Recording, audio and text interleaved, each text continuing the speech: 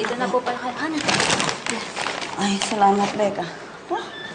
Ang init sa labas, grabe. Ano, Des? Sandali po. Ano?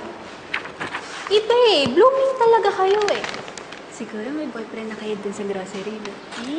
Diyos ko, Becca, tumigil ka nga, ah. Ang tanda-tanda ko na parang magganyan. Wala na sa isipan ko yan. Joke lang po. Oh, nako. Nay, wala naman hong masama. Basta importante, hindi kayo sasaktan. Tsaka, pakilala niyo naman ho sa akin. Anak, kamusta yung school kanina? Dumaan ho si Rome. Oh.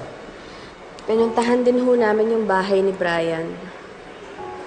Marami kaming napag-usapan, mga natuklasan. Ano?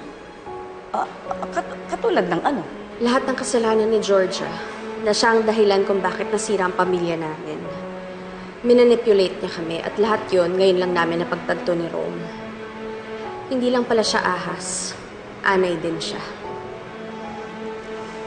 Anak? Ano ba yan? Sa dami ng kasalanan niya sa inyo, ngayon lang lumalabas? Ngayon nyo lang nalaman? Abay, luka-luka talaga yun. Ngayon lang umaapaw isa't isa, ha? Pero marapit na matapos ang lahat. Dahil sigurado ako na pag napatunayan ni Rome na tama ang hinala ko na siyang nagpapatay kay Milan, hinding-hindi na siya babalikan ni Rome. Baka na lahat yan ng bruhang Georgia na yan, ha? Abay, ang daming panahon nang nasira sa inyo ni Rob. Nagkagalit-galit kayo dahil sa kagagawa ng bruha na yan. Diyos ko. Sobrang galit ko sa kanya, Nay. Pati si Austin pinag-agawan namin. Ano mo yung mga kapal mo para magpunta ka rito? Pagkatapos ng lahat ng paniloko mo sa akin. Ako pa talaga ang naniloko. Wala ka bang kasalanan sa akin? Kayo ang may kasalanan sa akin. Pinagplanuhan niyo ako ng kapit. Nilayo niyo pa sa akin ang anak ko. Sinungaling ka pa rin hanggang ngayon. Ikaw ang sinungaling traitor ka. Get out. Get out of my life. Walang yawa! Hoy! Hoy! Hoy! Kung kinuha ka na ko, ibalik mo si Austin! Ano? Hindi mo na makukuha ang anak ko. Subukan mo, hindi demanda kitang hayop ka! Sige, subukan mo. Demanda mo ako para marinig ng korte kung bakit ko yung pinaghiwalay ni Austin. At para rin marinig mo sa korte kung bakit dapat kong hiwalay sa inyong dalawa. Nagtanim pa ako ng galit sa kanya. Dahil akala ko gusto ni Rome burhin ako sa isip ni Austin. Pati si Austin na damay. Ginantihan ko pa si Rome. Importante sa akin ang pag-usapan natin ng pamilya.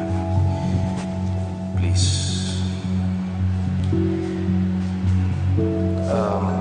Sige na, maglaro muna tayo. Diba sabi mo sa akin, pag-uusapan natin yung pamilya natin, kaya ako narito, gusto kong pag-usapan natin yun. Masakit ba ang maloko? Ang maset up? Pakawalan mo ako rito. Pakawalan mo ako, Emma.